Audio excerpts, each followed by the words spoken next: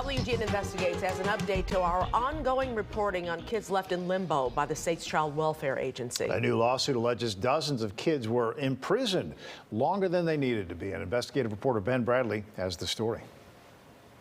We've exposed how the Illinois Department of Children and Family Services has let kids languish in mental health hospitals longer than is medically necessary. Now comes a new federal lawsuit that says local kids have also been forced to remain in jail because the agency had no other place to put them. You're treated like you're an inmate, like all the rest of them, even though you're supposed to be gone. Janiah Kane is one of many, according to a new federal lawsuit. It alleges the Illinois Department of Children and Family Services left kids in the Cook County Juvenile Detention Center, even after they were eligible for release. It feels like nobody cares about me when they was the people who's supposed to get me out of a bad situation, but put me in another bad situation. The lawsuit claims it happened to more than 80 children last year alone, with kids who could have been released upon request spending an average of 40 extra days locked up. And it happened to a child as young as 11. I just hope that the other kids that are going through this don't have to go through this no more. That's why I'm talking now and speaking up before the kids who have to be sitting in there longer than they have to be when they can be outside. Being forced to remain incarcerated months after a judge has ordered release to your guardian can exacerbate feelings of abandonment, loss, anxiety, anger, and powerlessness for these children. The solution is very simple. We need more homes for children. Illinois' Child Welfare Agency having no place to put challenging children is not a new problem.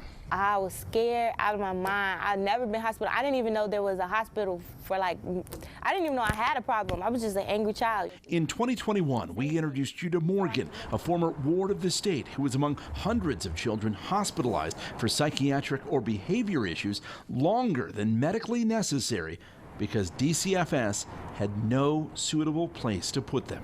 You're only supposed to be there for about a week or 2 weeks. I was there for 3 months almost each time, and I went to the hospital like 3 times. DCFS's director has been repeatedly held in contempt of court on the issue, and the agency claims it's made progress. But the new lawsuit on jailing children longer than required underscores an old issue. DCFS has this long process where they keep kids in terrible places just so they can find us somewhere to go. I understand they're trying to make sure we're safe, but it's just the periods of time that kids have to wait just to be happy is ridiculous. Janiah Kane is now 18 years old. The attorneys representing her and others who face similar situations declined to disclose the cases that originally landed them in jail, citing their privacy as juveniles.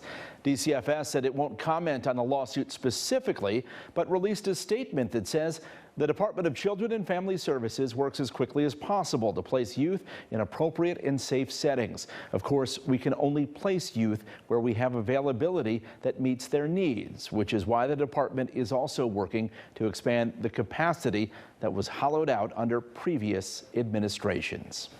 Ben Bradley, WGN Investigates.